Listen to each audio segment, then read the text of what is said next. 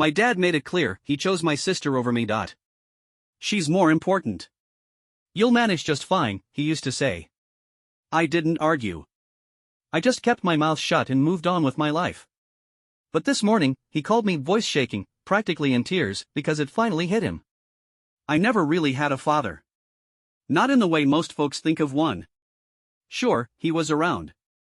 He filled the space in our home with his presence, laying down rules, setting the tone, deciding what counted. But when it came to me, it was like I didn't exist. My little sister, Megan, was the apple of his eye. From early on, I figured out where I stood. If Megan wanted something, she didn't have to ask twice, she got it. If I wanted anything, I got a lecture about being self-sufficient. When Megan needed a hand, he was there before she could finish her sentence. When I hit a rough patch, he brushed me off like it was nothing. She's more important. You'll be fine. He said that phrase so many times, it eventually stopped hurting, just turned into background noise. One memory sticks with me. I was 8 years old and took a nasty spill off my bike. My knee was scraped up, real bad, blood running down my leg. That same day, Megan, who was 5 then, tripped on the sidewalk and barely scraped her elbow. Dad bolted over to her, picked her up like she was made of glass, kissed her forehead, and told her she was gonna be okay. Me? I hobbled back into the house by myself, rinsed my knee off in the kitchen sink, and wrapped a paper towel around it. My mom glanced at me and asked what happened. I told her. She let out this tired sigh and said, "You're tough. You'll be fine." That one line summed up my childhood in a nutshell. After a while, I stopped asking for anything. I learned not to expect help. By the time I hit 16, I got a part-time job bagging groceries. Meanwhile, Megan got a shiny new car for her birthday, paid in full, with a pink bow on top like something out of a commercial. I worked late nights just to save up enough to buy a rusty old sedan. Dad said it was good for me, said learning responsibility was important. College? I footed the bill myself. As for Megan? Every penny of her tuition, her rent, her spending money, it was all taken care of. When I asked why, he gave me the same old shrug and said, "She needs more help than you. You'll be fine." So I kept pushing forward. I poured myself into work, carved out my own path, and started putting distance between me and them. Eventually, I earned my degree, landed a steady job, and moved into a small apartment. I never cut them off completely, but I definitely kept them at arm's length. Dad didn't call often. And when he did, the conversations were short and stale. How's work? Good. All right then. Take care. I was never invited to Megan's birthday parties or included in family trips. When I didn't show up, it wasn't treated like a loss, just a minor inconvenience. And you know what? That was all right by me. I had come to terms with the fact that I didn't really belong in that family, not in the way Megan did. But then, this morning, my phone rang. It was Dad. Honestly, I almost didn't answer when the phone rang. But something in me, that same dumb part that still, after everything, wanted his approval, made me pick up. The second I said hello, I heard something I'd never heard in my life. He was crying. At first, I didn't even recognize the sound. My father, this stone-faced, hard-edged man who never showed emotion, was sobbing on the other end of the line. "Dad?" I asked, stuck somewhere between concern and disbelief. There was a shaky breath, followed by a muffled sniff. "She's gone," he choked out. My brow furrowed. "Who's gone?" "Megan," he said, barely above a whisper. For a second, my stomach dropped. I thought he meant she had died. A wave of panic hit me, as much as I didn't want it to. But then he kept talking. "She took everything," he said, his words stumbling over one another in a frantic, breathless mess. "Everything I had. The savings, the retirement account, even the house, it's all gone." I blinked. "Wait, what?" He broke down again. The crying was raw, unfamiliar. It didn't sound like the man I knew, it sounded like someone lost. "She said she needed help." "She always needed help, you know that." "Yeah. I knew. I gave her everything," he went on. "I figured she'd pay me back one day, or at least, take care of me when I got older." I didn't say anything. My grip just tightened around the phone. "But she left," he whispered. "She drained my accounts. Sold the house behind my back. Took off to California with some guy, his voice cracked. She won't answer my calls. She won't even talk to me. I let the silence do the heavy lifting. I wanted to see if he'd go there, if he'd actually admit what he'd done to me. If he'd finally see that the daughter he built his whole life around had walked away, while the son he ignored had made a life on his own. But of course, he didn't. Instead, he exhaled shakily and said the words I knew were coming. I need your help. I nearly laughed. Of course. After a lifetime of pushing me aside, now that Megan had cleaned him out, now he needed me. I leaned back in my chair, staring up at the ceiling. Help, I repeated, slowly. Yes, he said quickly, clinging to that word like it was a life raft. I don't have anywhere to go. I used my retirement for her school loans, her business ideas, her lifestyle. She told me she'd take care of me. She promised. Now, all those promises were dust. I probably should have felt bad. And maybe a tiny part of me still did, that small, stupid part that once just wanted to matter to him. But another part of me? The part that remembered every time he told me I'd be fine while giving Megan the world? That part stayed quiet. How much did she take? I asked, voice level. He paused. Then came the whisper. Everything. Over $300,000. I let out a low whistle. She took everything? I didn't think. I never thought she'd do this, he stammered. I thought I was helping her. And there it was. I could hear it in his voice, he was still trying to justify it. Still trying to believe Megan was worth all he gave. I closed my eyes. So what do you want from me? Silence. Then, tentatively, I need a place to stay. There it was. I exhaled slowly, gripping the phone tighter. You want me, the son you abandoned, to take care of you now? Another long pause. Then, barely audible, he said, you're all I have left. Those words, once upon a time, they would have broken something in me. They would have made me drop everything, desperate to finally be chosen. But not anymore. I wasn't that boy anymore. I was a man who had built something solid, something real, with no help from him. And now he was here, not because he missed me, not because he was sorry, but because the daughter he adored had tossed him aside like trash. What do you want me to do, Dad? I asked, keeping my voice even. Pay your bills? Let you crash at my place? Keep bailing her out, just like you always did? He sniffled again. I'm not asking for much, son. Just a little help. Just until I can get back on my feet. I almost laughed again. He still didn't get it. What makes you think I want to help you? I said. Silence. I could hear the hitch in his breath, like that thought had never even crossed his mind. To him, family had always meant I owed him, but he never owed me a damn thing. I pictured him sitting somewhere, maybe at some friend's kitchen table or on the edge of a borrowed couch, pathetic, lost, realizing the golden child had walked out and the son he wrote off was now his only shot. I waited. Gave him space to maybe say something. An apology. Some kind of reckoning. But all I got was a sad whisper. I don't have anywhere else to go. I shut my eyes. He wasn't sorry. He was just desperate. And for the first time in my life, I had the power. I leaned back, phone in hand, letting the silence stretch. I wanted him to feel it, that cold, dismissive silence he always gave me. When I struggled to afford college? Nothing. When I was juggling 2 jobs just to stay afloat? Nothing. When I needed help but didn't bother to ask because I already knew the answer? Just more silence.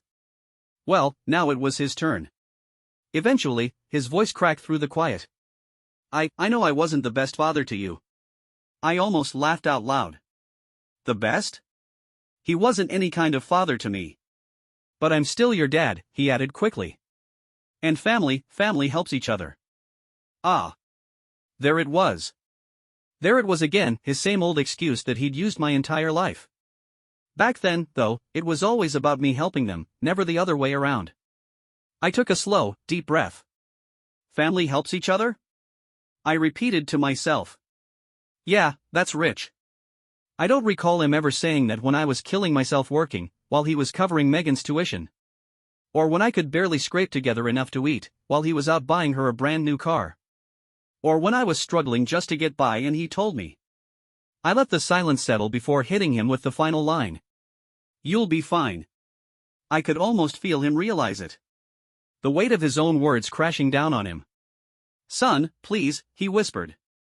I know I messed up, but I don't have anyone else. For a second, I just sat there, listening to him beg. His voice was broken, full of desperation. Then, I smiled. With the same cold, distant tone he'd always used with me, I said, you'll be fine. And I hung up. The second I ended that call, I just sat there, staring at the phone. Part of me almost expected him to call back either to beg, yell, or demand that I fix things like I always had. But it stayed silent. For the first time in my life, I'd shut him out. And it felt good. Not in the way you'd expect from revenge, though. There wasn't a rush of excitement or deep satisfaction. Just a steady, quiet sense of relief, like I had finally closed a door that had been standing open for far too long, letting in nothing but cold air and old ghosts. I exhaled and leaned back in my chair. I probably should have felt guilty. That little part of me, the one that had spent so many years craving his approval, should have wanted to call him back. But that part of me was smaller now, distant, buried under layers of silence and neglect. I thought about Megan. She'd played him perfectly. She'd spent her whole life knowing she was always going to be the favorite, that she could do no wrong.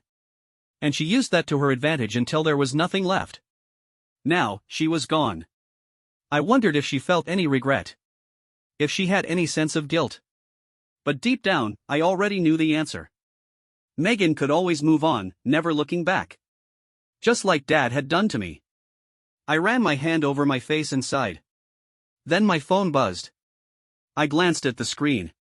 It was Dad. For a second, I thought about picking it up. But instead, I just let it ring. It went to voicemail. A few seconds later, a notification popped up. I hesitated for a second before pressing play. His voice was hoarse, barely above a whisper. Son. I don't know what to do. I know I messed up. He inhaled sharply, trying to keep it together. I know I treated you unfairly. And maybe you won't believe me, but I did love you. His voice cracked. He took a shaky breath. I just thought she needed me more. Something tightened in my chest. I wanted to believe him. I really did. But love isn't just something you say, it's something you show. And in all those years of being his son, he never once showed me that I mattered. I have nothing left. He kept going. Not even you. There was a long pause. Then, so quietly I almost missed it, he said, I'm sorry. The message ended. I sat there, letting his words weigh on me. For a moment, I almost called him back. But then I remembered all those years of silence, all the times I needed him and he wasn't there. How he kept choosing this path over and over again. He was sorry now, but only because he had no one else to turn to. I deleted the voicemail. And for the first time in my life, I felt free. The weight I'd been carrying for years was gone. It was strange. I'd expected cutting him off to feel like some big, dramatic moment, but it didn't. It was quiet. Simple. Like closing a book I'd been forced to read for my entire life and realizing I never had to open it again. I went about my day like any other. Made breakfast. Went to work. Answered emails. And for the first time in ages, I wasn't carrying him with me. No resentment. No anger. No desperate need for closure. Just nothing. But he didn't give up easily. By the next morning, I had 6 missed calls. 2 voicemails. A long, rambling text about how he was willing to talk things out, if I was ready to be reasonable. I ignored all of it. Then, in the afternoon, a message popped up from an unknown number. Son. I know you're upset, but you can't just abandon your father. I did everything I could for you. Maybe I wasn't perfect, but I raised you. I gave you life. Doesn't that mean anything? I just need a little help until I get back on my feet. Just a few months. I'll even pay you back. Please. Don't do this. I stared at the message, shaking my head. He still didn't get it. This wasn't about money. It wasn't about whether or not I could help him. It was about the fact that I didn't want to. Because he hadn't raised me, he just tolerated me. And when I stopped needing him, he let me slip away without a second thought. Because Megan was more important. And now that she was gone, he suddenly wanted me back. No. I wasn't going to be his second choice anymore. I blocked the number. That night, as I sat on my couch, beer in hand, watching a movie I could finally enjoy without the weight of old wounds dragging me down, I realized something. I had always thought closure meant getting an apology. A real one. Something where he'd admit everything. His favoritism. His neglect. It wasn't about waiting for an apology. That wasn't what I needed. What I needed was this. Letting go. Moving on. Choosing myself for the first time. And I wasn't looking back. Days passed. Then a week. Then 2 weeks. I'd expected the calls and texts to keep coming, but once I blocked his number, the silence was overwhelming. No more voicemails pleading for my forgiveness. No texts trying to make me feel guilty. No demands for money. And you know what? That silence? It felt better than any apology ever could. For years, I let my father's absence define me. I spent so much of my life trying to prove I was worthy of his love. But now, I finally saw the truth. I never needed him. Not really. I had made it this far without him. I had thrived without him. Meanwhile, he wasted his life chasing after Megan, thinking she'd always be there to fix things. But me? I had built something solid. A career. Friends. A life that didn't revolve around begging for crumbs of affection. Then one Sunday morning, as I sipped coffee and scrolled through my phone, an unknown number lit up the screen. I almost let it go, but something in me told me to answer. I did, cautiously. Hello? A pause. Then, his voice, rough and tired, reached me. Son. It didn't take long to recognize him. I should have hung up right then. I had promised myself I was done. But against my better judgment, I stayed on the line. He sounded different this time. Weak. Defeated. What do you want? I asked, my voice flat. There was a long sigh on the other end. I don't know, he said, his words slow, as though he was forcing them out. I just wanted to hear your voice. I frowned. What do you want, Dad?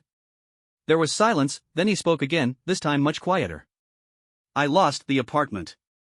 Couldn't make rent, he said, letting out a bitter laugh. Guess I don't have anywhere else to go. I closed my eyes and exhaled sharply. Of course. Of course, this is why he was calling. Not to make amends. Not to apologize.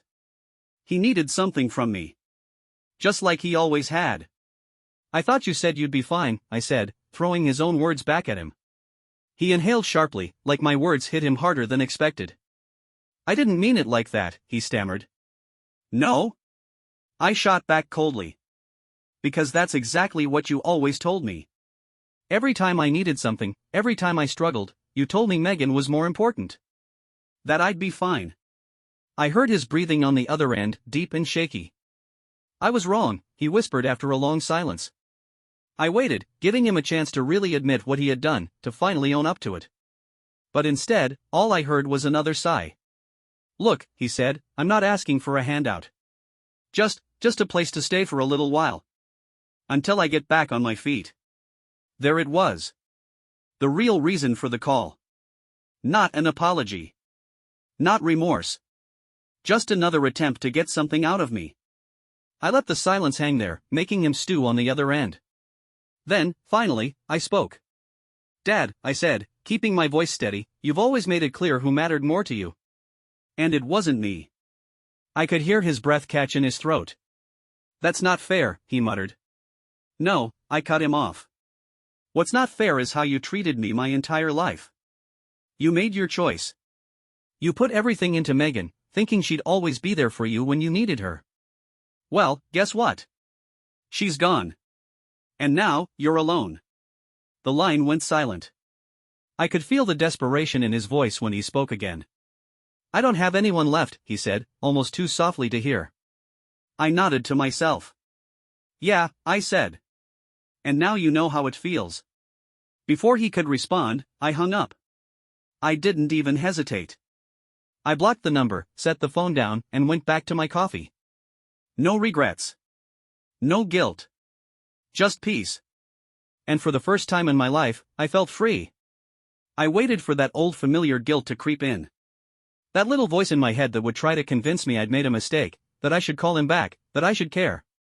But it never came. Instead, all I felt was relief. For years, I had thought I needed to prove something to him. That if I worked hard enough, became successful enough, waited long enough, maybe one day he'd see me for who I was.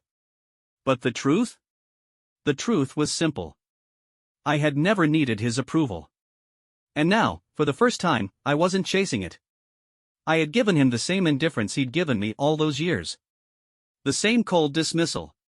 The same words he'd thrown at me so easily. You'll be fine. I finished my coffee.